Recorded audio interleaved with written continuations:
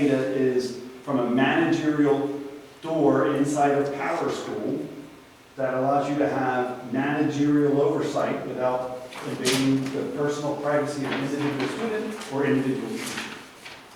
And it also tells you the teacher's work schedule that you guys authorize, your curriculum that you guys authorize, and it also provides you with the amount of time that a teacher is in front of a student or a student is in front of a teacher.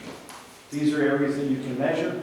If you measure them, you can budget for them, and you can make changes to steer this district into a financial solvency from where it is currently, which is definitely.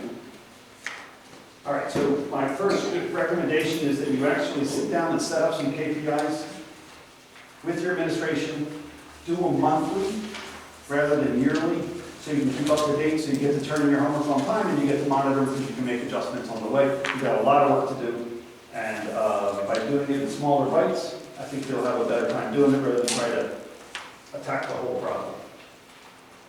Community leaders are free. You'd be surprised how many people within this community that have tremendous knowledge on certain subjects, whether it's electronics, whether it's computers, whether it's access to the internet, whether it's access.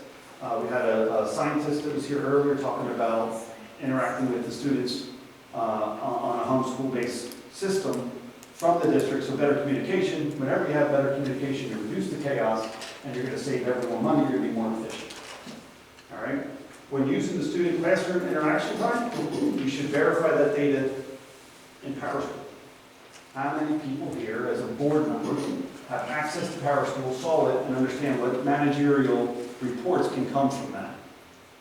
I was on the board for 4 years and never got access until the end. When we finally got a moral board, access was provided. But how many people here have had access to Power School so far? Gary? Only for my kids. Same thing. Oh, for your kids, okay. My kids, my son. Yeah. Through the parent portal, not as a board member. Right. That's correct. Have you know it exists as for parents? Did you ever say, hey, I want access as a board member for the managerial side of this program that's collecting all this data so that we can have oversight of our district to make sure no kids are left behind? No? Is that a question? Yeah, it's a question. Did you ever access it from as a director to use it as a managerial tool to make sure you're a better director for the benefit?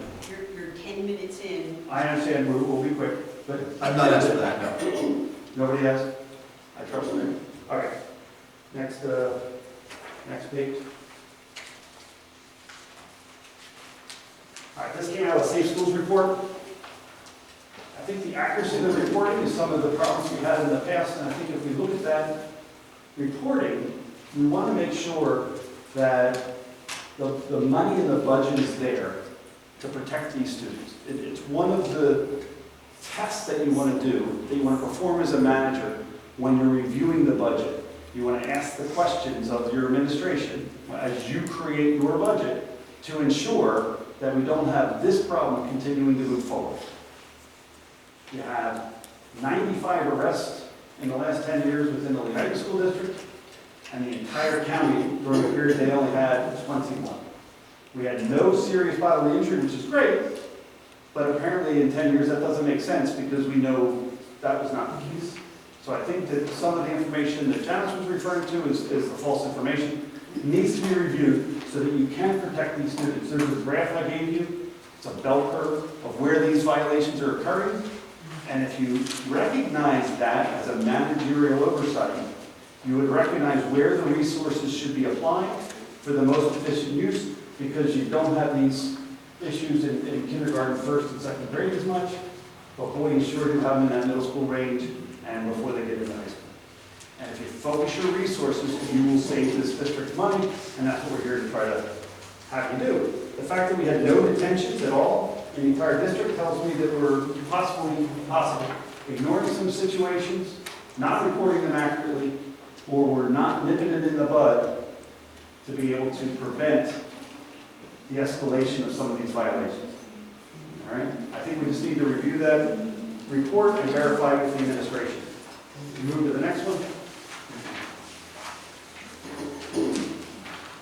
These reports, same thing. If we review the reports, we'll make better decisions based upon the allocation of resources to the district. You have a pool of dollars, you have a pool for your fund, you have a pool that's coming in that you should pretty much agree with that it's going to be coming to your district and where you're going to spend it. But when you look at these reports, you can recognize that the students are not in front of teachers. Because these results don't show that. Now, if we look at the elementary center, and then they move on to the middle school, the test scores get worse over time.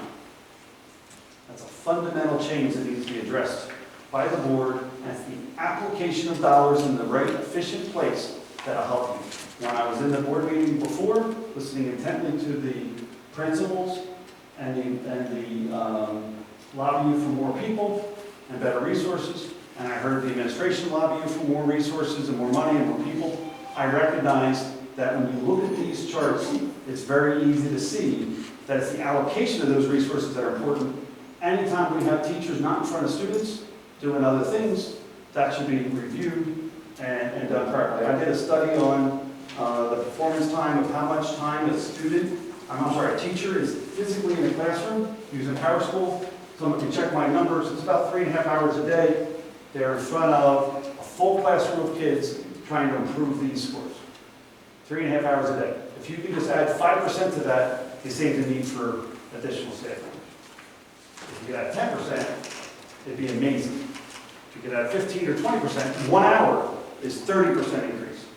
If we can get the teachers in front of the students, we'll do a better job. It's your allocation of those resources. We gave you the money to review this budget and realize that this is not occurring. I think it needs to take place. Next one is asset management. You got 3 assets. You got staff, which is a huge asset for a district, costs you millions of dollars a year. You have your buildings, and you have the community support. The community support should step in. Whenever you have a problem, before you solve it with brain bucks, consider solving it with brain power and community support. Because every time you use government to solve a problem with money, you're taking it from someone that may or may not have it. Every time that they cannot afford it and move out of the district, you risk the potential of unnaturally having a migration of an individual that was not providing a service or not burdening the system. And then the entrance of someone that might burden the system. And currently we calculated out that the burden to a system for one child is about $250,000 through the lifetime of their education. So if a family of 4 moves into Lehighton, over the lifetime of their education, it's about $1 million change. So don't lose your stakeholders. Plus, stakeholders are very valuable to you. They're the ones that are the latchkeys. They're the ones that are watching over the kids. They're the ones that are preventing, if you go back 2 slides back, the activities, the criminal activities that are causing these kids to get arrested. You should embrace the fact that you have all these other opportunities within the district. You also have about 8 staff members for every student. You should pull up how many. 8 students for every I'm staff. sorry, 8 students for every staff. My bad.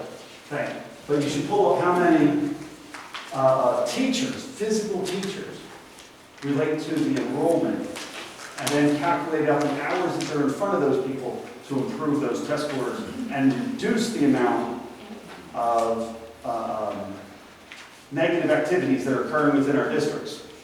Because if they're unsupervised or not properly supervised, we get under the mission. All right, we'll go to the next. So the administration's looking at $45 million. It's about $20,000 a student, or the cost of an average college. The 2021 audit report shows we were spending about $18,000. Of that, $2,500, over 13%, was for healthcare benefits alone. When you look at the employee healthcare insurance for a staff member, fixed it about $32,000. And then you look at a salary for a step 21B. And we gave 2 steps, if you remember. So you got to keep an eye on this, because if someone's not watching the door, the district has a problem. And you guys now have this responsibility to watch this door. All right?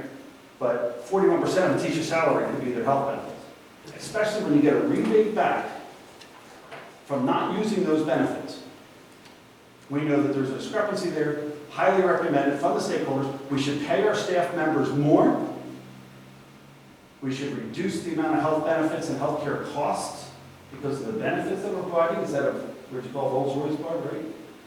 That's someone else. called. All right, somebody called it a Rolls Royce brand instead of But Cadillac brand? I was told it was more than Cadillac. Whatever, it's more than Cadillac. So if you reduce that That's to a all I can reasonable say. level, rebate back to protect your and ensure the protection of your, I'll use the word seniors, but sometimes it's just anyone trying to make ends meet with multiple kids after the COVID event. They did not get that subsidy that everybody else did, and it was way smaller. So if you could help them, that'd be beneficial. The per capita income in Hardin County is less than what you're providing for healthcare, all right? And apparently the current fund balance is, according to one of the reports provided by the district, it's over your current fund balance. Again, rebating some of that back. If you can reduce the taxes a smidgen, if you rebate that money back to the community, and you create a situation where you're measuring the accuracy and efficiency of this district. We have the greatest staff, we have smart kids, we know we can do it. If you guys can pull that off from a budget standpoint, God bless you. Because now you're telling people in the community, look at what we can do. And if you can do that every year, that you're focused on that, I think you'll see a great value. And you can tell that on the next report, and it's hard to see. I sent this spreadsheet to you, I believe, in the past.